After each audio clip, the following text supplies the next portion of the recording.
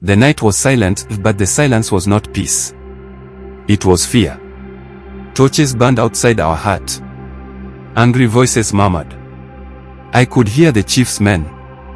They were coming. My father gripped my hand tightly. His skin was rough, calloused from years of work. Kwame, listen to me, he whispered.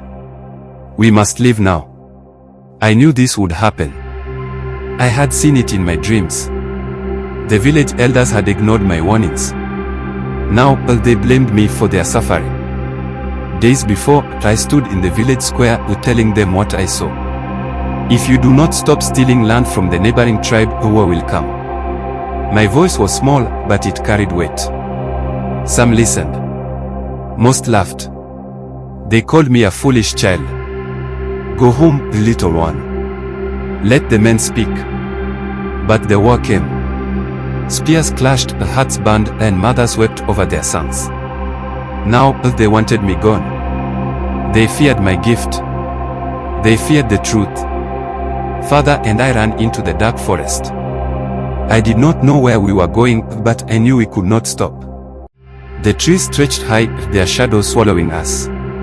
Owls hooted, unseen creatures rustled in the leaves. My feet were sore, but we kept moving. For days, we wandered.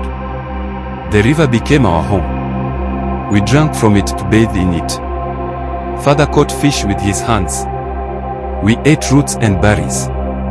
I tried to predict what lay ahead, but my visions were unclear. Something was blocking them. Or maybe something did not want me to see. Then, one night, I saw it. A village far away. A safe place. But not yet. First, with danger. I turned to Father. They will find us. He nodded.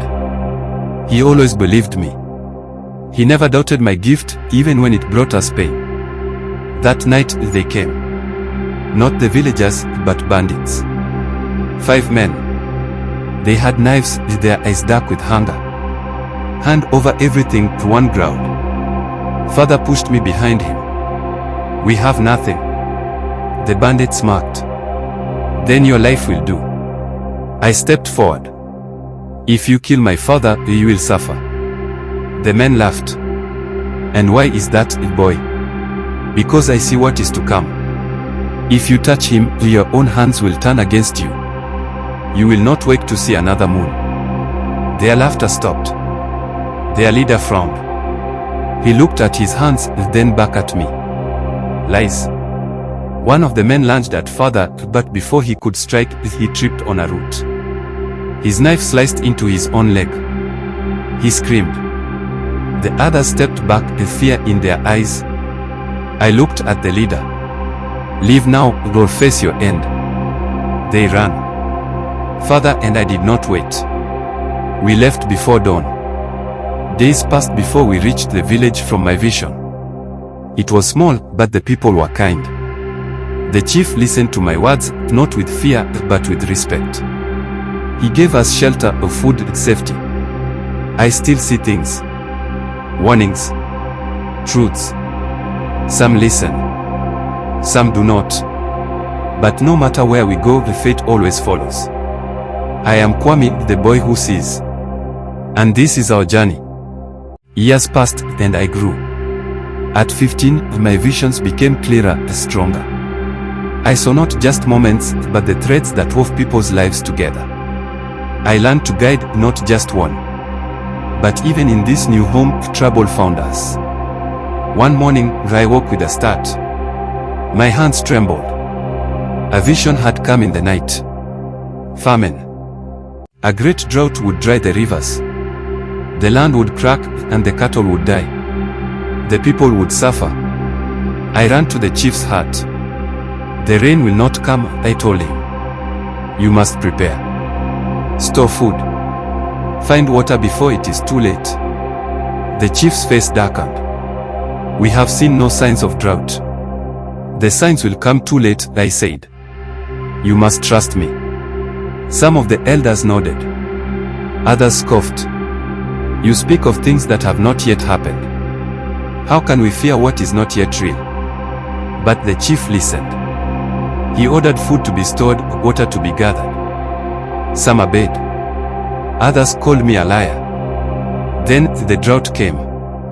The rivers dried just as I had said. The crops failed. Those who had listened survived. Those who had not suffered. Some left the village. Others grew angry. They whispered in dark corners. This boy controls fate, they said. He speaks of disaster, and disaster comes. Perhaps he is the cause. My father heard the whispers. He saw the looks of fear and hatred. One night, he sat beside me. Kwame, it is happening again. I nodded. I had seen it. A group of men, faces twisted in anger, dragging us from our home. Fire. Pain.